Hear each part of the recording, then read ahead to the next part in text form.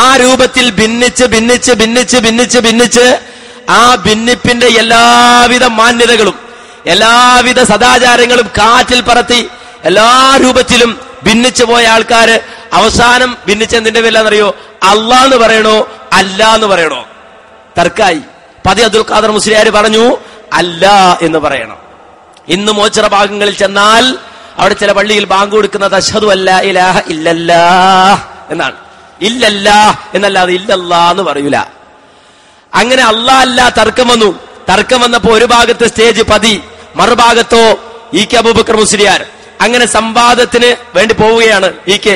1950 സംവാദത്തിനെത്തിയ താങ്കളോട് സ്ഥലത്തെ നല്ലൊരു പണ്ഡിതനും മുദർരിസുമായിരുന്ന നെയ്യൻ മുഹമ്മദ് മുസ്ലിയാർ ഏതൊക്കെ ലക്ഷ്യങ്ങളാണ് നിങ്ങൾ പതിയുടെ മുമ്പിൽ അവതരിപ്പിക്കുക എന്ന് ചോദിച്ചപ്പോൾ താങ്കൾ പറഞ്ഞ മറുപടി കേട്ട് സ്വാത്വികനായ ആ പണ്ഡിതൻ തന്നെ ഞെട്ടിത്തെറിച്ചിട്ടുണ്ട്.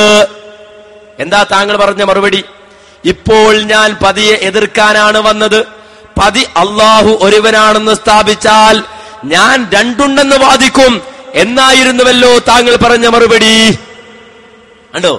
പതി അബ്ദുൽ ഖാദർ മുസ്ലിയാർ അപ്പുറത്തുനിന്ന് അള്ള ഒന്നാന്ന് പറഞ്ഞാൽ ഞാൻ ഇപ്പുറത്തെ സ്റ്റേജിൽ കയറിയിട്ട് പറയാം അള്ള രണ്ടുണ്ട്, ഞാൻ പതി എതിർക്കാമെന്ന ആളെ. പിന്നെ ലക്ഷ്യവും തെളിവെന്ന് എന്നോട് ചോദിക്കണ്ട. മാതല്ല വലിയ ഉസ്താക്കന്മാരുടെ അവസ്ഥ ഇതാണെങ്കിൽ കൊച്ചുസ്താക്കന്മാരുടെ അവസ്ഥ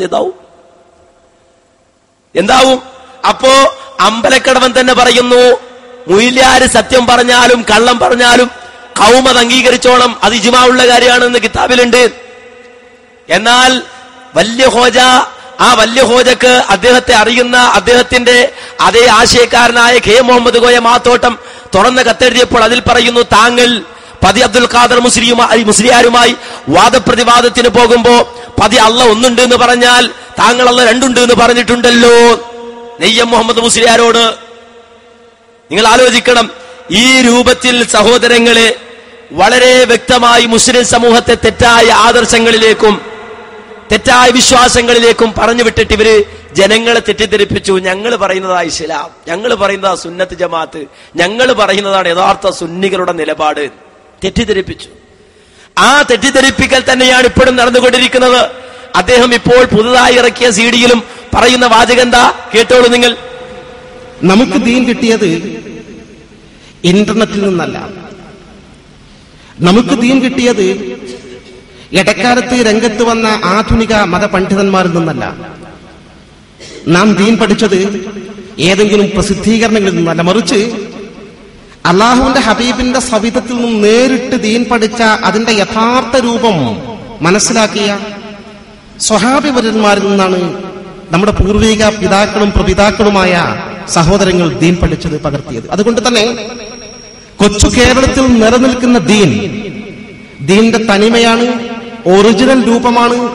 മാത്രമല്ല ഇവിടെ നടക്കുന്ന ചെറിയ ആചാരങ്ങൾ പോലും വിശദമായി അന്വേഷിച്ചാൽ ദീനിൽ നമുക്കതിന് അടിസ്ഥാനം കണ്ടെത്താൻ സാധിക്കും. ദീനിൽ അടിസ്ഥാനം കണ്ടെത്താൻ സാധിക്കാത്ത ഒരു ഇസ്ലാമിക ആചാരം കൊച്ചു കേരളത്തിൽ നിലനിൽക്കുന്നില്ല എന്നതാണ് ചരിത്രം, വസ്തുത. എടാ എന്ത് പറഞ്ഞാലും മൂപ്പര് ചരിത്രം പറയും, അതിട്ട് മൂപ്പർക്ക് അറിഞ്ഞുവിടാനും. അതാണ് ചരിത്രം. നേരത്തെ ചരിത്രത്തിൽ അങ്ങനെ ഇല്ല. ഇവര് ചരിത്രത്തിലുള്ളതാ ഇപ്പൊ പറഞ്ഞത്. എന്ത്? കേരള മുസ്ലിങ്ങളിൽ നടമാടുന്ന മുഴുവൻ ആചാരങ്ങളും അത് കൃത്യമായി സുന്നത്ത് ജമാഅത്തിന്റെ ആചാരം തന്നെയാണ്.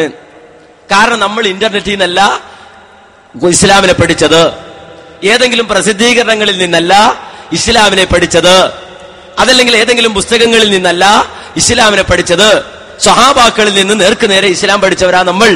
അതുകൊണ്ട് കേരള സമൂഹത്തിൽ നിലനിൽക്കുന്ന ആചാരങ്ങൾ അത് ഇസ്ലാമിക ആചാരാണ്, സുന്നത്ത് ജമാഅത്തുമായി ബന്ധപ്പെട്ട ആചാരാണ്. അതാണ് ചരിത്രം, അതാണ് വസ്തുത. നേരത്തെ വന്നില്ലേ കളവ് പറയും. കളവ് പറഞ്ഞാലും ജനം അംഗീകരിച്ചോണെന്ന് എഴുതി ഇജ്മാണ്ട് എന്ന് പഠിപ്പിച്ചിട്ടുണ്ട്. അബദ്ധവും പറയും ഇഷ്ടം പോലെ. അതുകൊണ്ട് തന്നെ ആ കളവോ അതല്ലെങ്കിൽ അബദ്ധമോ ആയിരിക്കാം. ഏതായിരുന്നാലും നിങ്ങൾ പറഞ്ഞത് കളവാണ്, അല്ലെങ്കിൽ വസ്തുതാപരമല്ല, അതല്ലെങ്കിൽ താങ്കൾക്ക് അബദ്ധം പറ്റി എന്ന് പറയാനുള്ള ധാർമ്മികമായ അവകാശം മുജാഹിദുകൾക്കുണ്ട്. അതിന്റെ പേരിൽ നിങ്ങൾ മുജാഹിദുകൾ കുറ്റം പറയണ്ട, പിണങ്ങും വേണ്ട. മാന്യമായി നിങ്ങളൊന്ന് കേട്ടോളൂ. കേരള സമൂഹത്തിൽ നടക്കുന്നത് ഇസ്ലാമിക ആചാരമാണോ? കേരള സമൂഹത്തിൽ അറിയപ്പെടുന്ന പലതും ഇസ്ലാമികമായി സ്വഹാബത്ത് മുതൽ താഴ്വഴിക്ക് കിട്ടിയതാണോ? എങ്കിലൊരു പ്രശ്നമുണ്ട്. എന്താ പ്രശ്നം? കേട്ടോളൂ എന്താ പ്രശ്നം എന്ന്. കേരളത്തിൽ നടക്കുന്ന പല കാര്യങ്ങളും ഇസ്ലാമിക അല്ല എന്ന് പറയുന്നത് ആരാ? സ്വന്തം ഗ്രൂപ്പിലുള്ള ആൾക്കാര്. സ്വന്തം